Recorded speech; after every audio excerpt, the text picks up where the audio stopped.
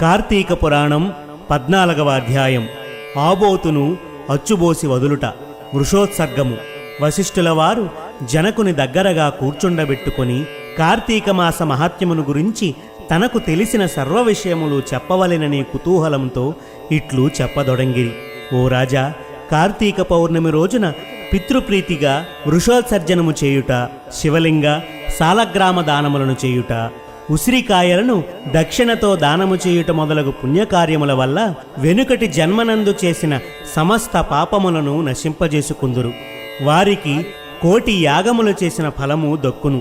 ప్రతి మనుజుని పితృదేవతలను తమ వంశమునందు ఎవ్వరు ఆబోతునకు అచ్చువేసి వదులురు అని ఎదురుచూచుచుందురు.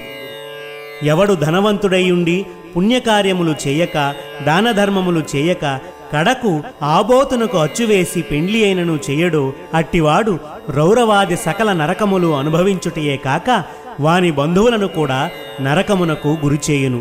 కావున ప్రతి సంవత్సరం కార్తీక మాసమున శక్తి కొలది దానము చేసి నిష్ఠతో వ్రతమాచరించి సాయం సమయమున శివకేశవులకు ఆలయమునందు దీపారాధన చేసి ఆ రాత్రి అంతయు జాగరముండి మరునాడు తమ శక్తి కొలది బ్రాహ్మణులకు సన్యాసులకు భోజనమిడినవాడు ఇహపరములందు సర్వసుఖములు అనుభవింతురు. ఈ మాసమునందు పరాన్న భక్షణ చెయ్యరాదు. ఇతరుల ఎంగిలి ముట్టకూడదు, తినకూడదు.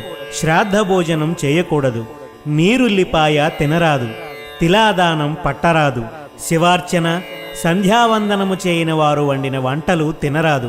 పౌర్ణమి, అమావాస్య, సోమవారము నాడు సూర్య చంద్రగ్రహణపు రోజుల యందున భోజనం చేయరాదు. కార్తీక మాసమున 1 రోజులు కూడా రాత్రులు భుజించరాదు. విధవ వండినది తినరాదు. ఏకాదశి, ద్వాదశి వ్రతములు చేయువారు ఆ 2 రాత్రులు తప్పనిసరిగా జాగారము ఉండవలెను. 1 పూట మాత్రమే భోజనము చేయవలెను. కార్తీక మాసంలో తైలము రాసుకొని స్నానము చేయకూడదు. పురాణములను విస్మరించరాదు.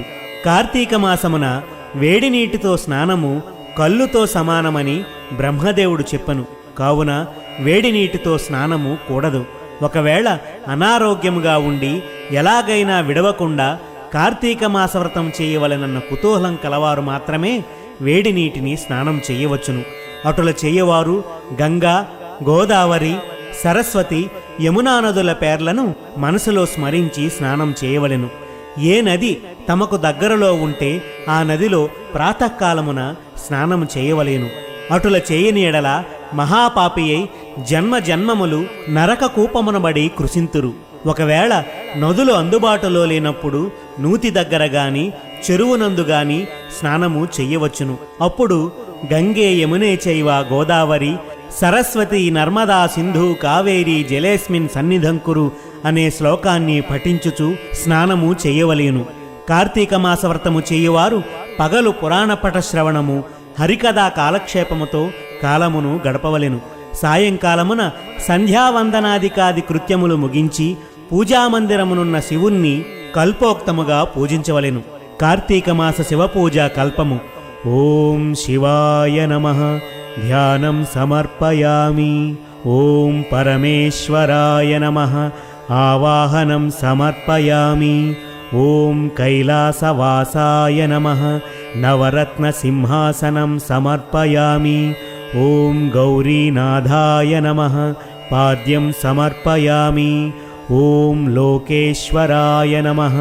అర్ఘ్యం సమర్పయామి. ఓం వృషభవాహనాయ నమః. స్నానం సమర్పయామి. ఓం దిగంబరాయ నమః. వస్త్రం సమర్పయామి. ఓం జగన్నాథాయ నమః. యజ్ఞోపవీతం సమర్పయామి. ఓం కపాలధారిణే నమః. గంధం సమర్పయామి. ఓం సంపూర్ణగణాయ నమః. పుష్పం సమర్పయామి. ఓం మహేశ్వరాయ నమః. అక్షతాన్ సమర్పయామి. ఓం పార్వతీనాథాయ నమః. ధూపం సమర్పయామి. ఓం తేజోరూపాయ నమః. దీపం సమర్పయామి. ఓం లోకరక్షకాయ నమః. నైవేద్యం సమర్పయామి. ఓం త్రిలోచనాయ నమః. కర్పూర నీరాజనం సమర్పయామి.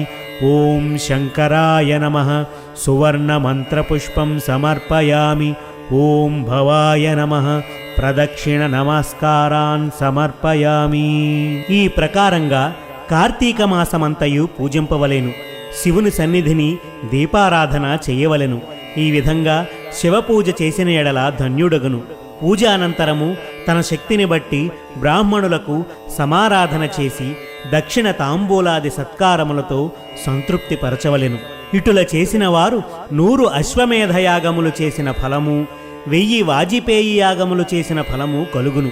ఈ కార్తీక మాసము నెల రోజులు బ్రాహ్మణ సమారాధన, శివకేశవుల సన్నిధిని నిత్య దీపారాధన, తులసి కోట వద్ద కర్పూర హారతులతో నిత్య దీపారాధన చేసిన ఎడల వారికి, వారి వంశీయులకు, పితృదేవతలకు మోక్షము కలుగును.